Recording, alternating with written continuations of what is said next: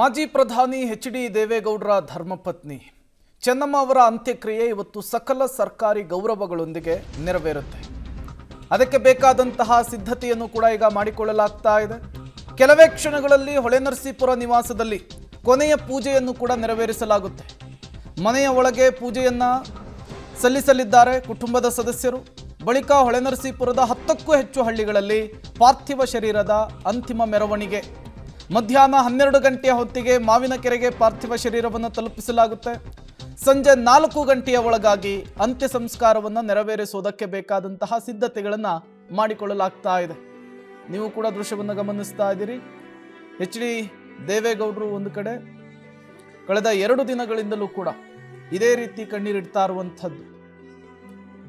ಮೂಕರೋಧನೆ ಆಗಿದೆ ಅವರದ್ದು ಒಂದು ರೀತಿ. ಮತ್ತೊಂದು ಕಡೆ ಹೊಳೆನರಸೀಪುರದ ಎಚ್.ಡಿ. ರೇವಣ್ಣ ಅವರ ನಿವಾಸದಲ್ಲಿ ಅಂಗಳದಲ್ಲಿ ಪಾರ್ಥಿವ ಶರೀರವನ್ನ ಸಾರ್ವಜನಿಕರ ದರ್ಶನಕ್ಕೆ ಇಟ್ಟಿರುವಂತಹ ದೃಶ್ಯ.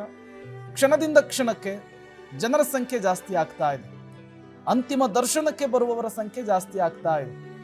10 ಕಾಲಷ್ಟೊತ್ತಿಗೆ ಪಾರ್ಥಿವ ಶರೀರದ ಪೂಜೆಯನ್ನ ಮಾಡುವುದಾಗಿ ಎಚ್.ಡಿ. ರೇವಣ್ಣ ಅವರು ಹೇಳಿದ್ರು. ಅದು ಮತ್ತಷ್ಟು ಎಕ್ಸ್ಟೆಂಡ್ ಆಗುವಂತಹ ಸಾಧ್ಯತೆಯೂ ಕೂಡ ಕಾಣಿಸ್ತಾ ಇದೆ. ಯಾಕೆಂದ್ರೆ ಜನರ ಸಂಖ್ಯೆ ಜಾಸ್ತಿ ಆಗ್ತಾ ಇರುವಂಥದ್ದು. ಮತ್ತೊಂದು ಕಡೆ ಎಚ್.ಡಿ. ರೇವಣ್ಣ ಅವರು ಕೂಡ ಕಣ್ಣೀರಿಡ್ತಾ ಇರುವಂತಹ ದೃಶ್ಯ. ಬೇಕಾದಂತಹ ಎಲ್ಲ ರೀತಿಯ ಸಿದ್ಧತೆಗಳು ಒಂದು ಕಡೆ ಆಗ್ತಾ ಇದೆ. ಮತ್ತೊಂದು ಕಡೆ ಈಗ ಕೊನೆಯ ಹಂತದಲ್ಲಿ ಮನೆಯಲ್ಲಿ ನೆರವೇರಿಸಬೇಕಾದಂತಹ ಪೂಜೆಗೂ ಕೂಡ ಸಿದ್ಧತೆಗಳನ್ನು ಮಾಡಿಕೊಳ್ತಾ ಇರುವಂಥದ್ದು. ಇನ್ನೇನು ಕೆಲವೇ ಕ್ಷಣಗಳಲ್ಲಿ ಹೊಳೆನರಸೀಪುರದ ಎಚ್.ಡಿ. ರೇವಣ್ಣ ಅವರ ನಿವಾಸದಲ್ಲಿರುವಂತಹ ಪಾರ್ಥಿವ ಶರೀರವನ್ನ ಮೆರವಣಿಗೆಯ ಮೂಲಕ 10 ಗ್ರಾಮಗಳಲ್ಲಿ ತೆಗೆದುಕೊಂಡು ಹೋಗಲಾಗುತ್ತೆ. ಅಲ್ಲೂ ಕೂಡ ಸಾವಿರ ಸಂಖ್ಯೆಯ ಜನ ಚೆನ್ನಮ್ಮ ಅವರ ದರ್ಶನಕ್ಕಾಗಿ ಕಾಯ್ತಾ ಇದ್ದಾರೆ. ಅಂತಿಮ ನಮನವನ್ನು ಸಲ್ಲಿಸುವುದಕ್ಕಾಗಿ ಕಾಯ್ತಾ ಇದ್ದಾರೆ. ಚೆನ್ನಮ್ಮ ಅವರ ಪುತ್ರಿ ಅನಸೂಯ ಅವರು ಕಣ್ಣೀರಿಡ್ತಾ ಇರುವಂತಹ ದೃಶ್ಯ ಇದು. 6 ಜನ ಮಕ್ಕಳು, ಬಾಲಕೃಷ್ಣ, ರೇವಣ್ಣ, ಕುಮಾರಸ್ವಾಮಿ, ರಮೇಶ್, ಅನಸೂಯ ಮತ್ತು ಶೈಲಜಾ. ಅಂತಿಮ ಕ್ರಿಯೆಗೆ ಬೇಕಾದಂತಹ ಎಲ್ಲ ರೀತಿಯ ಸಿದ್ಧತೆಗಳಿಗೆ ಆಗ್ತಾ ಇದೆ. ಬೆಟ್ಟದ ರಂಗನಾಥ ಸ್ವಾಮಿಯ ತಪ್ಪಲಿನಲ್ಲಿ ಅಂತಿಮ ವಿಧಿವಿಧಾನವನ್ನು ನೆರವೇರಿಸಲಾಗುತ್ತೆ. 2,000 ಪೊಲೀಸರನ್ನ ಭದ್ರತೆಗೆ ಇವತ್ತು ನಿಯೋಜನೆ ಮಾಡಿರುವಂಥದ್ದು. ಕೇಂದ್ರ ಸಚಿವರು, ಮುಖ್ಯಮಂತ್ರಿಗಳು ಜೊತೆಗೆ ಎಲ್ಲ ಪಕ್ಷದ ನಾಯಕರುಗಳು ಕೂಡ ಅಂತ್ಯಕ್ರಿಯೆ ಸಂದರ್ಭದಲ್ಲಿ ಉಪಸ್ಥಿತರಿರ್ತಾರೆ. 5 ಹೆಲಿಪ್ಯಾಡ್ಗಳ ವ್ಯವಸ್ಥೆಯನ್ನು ಮಾಡಲಾಗಿದೆ. ಜೊತೆಗೆ ಇವತ್ತು ಎಲ್ಲ ಶಾಲಾ ಕಾಲೇಜುಗಳಿಗೂ, ಹೊಳೆನರಸೀಪುರದ ಎಲ್ಲ ಶಾಲಾ ಕಾಲೇಜುಗಳಿಗೆ ರಜೆಯನ್ನು ಕೂಡ ಘೋಷಣೆ ಮಾಡಲಾಗಿದೆ. ಮತ್ತೊಂದು ಕಡೆ ಹೊಳೆನರಸೀಪುರ ಸೇರಿದಂತೆ ಹಾಸನ ಜಿಲ್ಲೆಯ ಹಲವು ಕಡೆಗಳಿಂದ ಅಂತಿಮ ದರ್ಶನವನ್ನು ಪಡೆಯುವುದಕ್ಕೆ ಬರ್ತಾ ಇರೋರ ಸಂಖ್ಯೆ ಕೂಡ ಜಾಸ್ತಿ ಆಗ್ತಾ ಇರುವಂಥದ್ದು. ಸತಿಯ ಪಾರ್ಥಿವ ಶರೀರದ ಎದುರುಗಡೆನೆ ದೇವೇಗೌಡರು ಕೂಡ ಕೂತಿದ್ದಾರೆ. ಮಣಿಪಾಲ್ ಆಸ್ಪತ್ರೆಯಿಂದಲೂ ಕೂಡ ಇದೇ ರೀತಿ ದೇವೇಗೌಡರು ಕಾಣಿಸ್ಕೊಳ್ತಾ ಇರುವಂಥದ್ದು.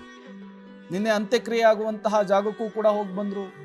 ಏನೇನು ವ್ಯವಸ್ಥೆಗಳನ್ನು ಮಾಡಿಕೊಳ್ಳಲಾಗಿದೆ ಅಂತ ಹೇಳಿ ಪರಿಶೀಲನೆಯನ್ನು ಕೂಡ ನಡೆಸಿದೆ. ಮಧ್ಯಾಹ್ನ 12 ಗಂಟೆ ನಂತರ ಶನಿವಾರ ವಿಧಿವಶರಾದಂತಹ ಮಾಜಿ ಪ್ರಧಾನಿ ಎಚ್.ಡಿ. ದೇವೇಗೌಡ ಅವರ ಪತ್ನಿ ಚೆನ್ನಮ್ಮ ಅವರ ಅಂತ್ಯಕ್ರಿಯೆ ಹರದನಹಳ್ಳಿಯ ಮಾವಿನಕೆರೆ ರಂಗನಾಥ ಸ್ವಾಮಿ ಬೆಟ್ಟದ ತಪ್ಪಲಿನಲ್ಲಿ ನೆರವೇರಲಿದೆ. ಈಗಾಗಲೇ ನೀವು ದೃಶ್ಯದಲ್ಲಿ ಗಮನಿಸಬಹುದು, ಇನ್ನೂ ಸಹ ಶಾಮಿಯಾನವನ್ನು ಆಗ್ತಾ ಇದ್ದಾರೆ. ಯಾಕೆಂದರೆ ಸಹಸ್ರಾರು ಸಂಖ್ಯೆಯಲ್ಲಿ ಜನರು ಇಲ್ಲಿಗೆ ಬರ್ತಾರೆ. ಅಂತಿಮ ದರ್ಶನವನ್ನು ಪಡೀಲಿಕ್ಕೆ ಅವ್ರಿಗೆ ಯಾವುದೇ ನುಗ್ಗಲಾಗಬಹುದು ಅಂತೇಳಿ ವ್ಯವಸ್ಥೆಯನ್ನು ಮಾಡ್ತಾರೆ. ಈಗಾಗಲೇ ಜನರು ಸಾಕಷ್ಟು ಸಂಖ್ಯೆಯಲ್ಲಿ ವಿವಿಧ ಮೂಲಗಳಿಂದ ಆಗಮಿಸ್ತಾ ಇದ್ದಾರೆ. ರಾಜ್ಯದ ವಿವಿಧ ಮೂಲಗಳಿಂದಲೂ ಸಹ ಸಾಕಷ್ಟು ಸಂಖ್ಯೆಯಲ್ಲಿ ಮಹಿಳೆಯರಿರ್ಬೋದು, ವಯೋವೃದ್ಧರಿರ್ಬೋದು, ಯುವಕರಿರ್ಬೋದು ಎಲ್ಲರೂ ಸಹ ಆಗಮಿಸ್ತಾ ಇದ್ದಾರೆ. ಆದರೆ ಏನು ಹೊಳೆನರಸೀಪುರದಲ್ಲಿ 10-15ರವರೆಗೆ ಅವರಿಗೆ ಅಂತಿಮ ದರ್ಶನಕ್ಕೆ ಅವಕಾಶವನ್ನು ಕಲ್ಪಿಸಲಾಗಿದೆ. ಅದಾದ ನಂತರ ಆ ಹಳ್ಳಿಗಳಿಗೆ ಏನು ಚೆನ್ನಮ್ಮನವರು ಅನ್ಯೋನ್ಯ ಸಂಬಂಧವನ್ನು ಹೊಂದಿದ್ರು, ಅವರು ಹೆಚ್ಚಾಗಿ ಹಳ್ಳಿಗಳಲ್ಲಿ ಓಡಾಟವನ್ನು ನಡೆಸ್ತಾ ಇದ್ರು.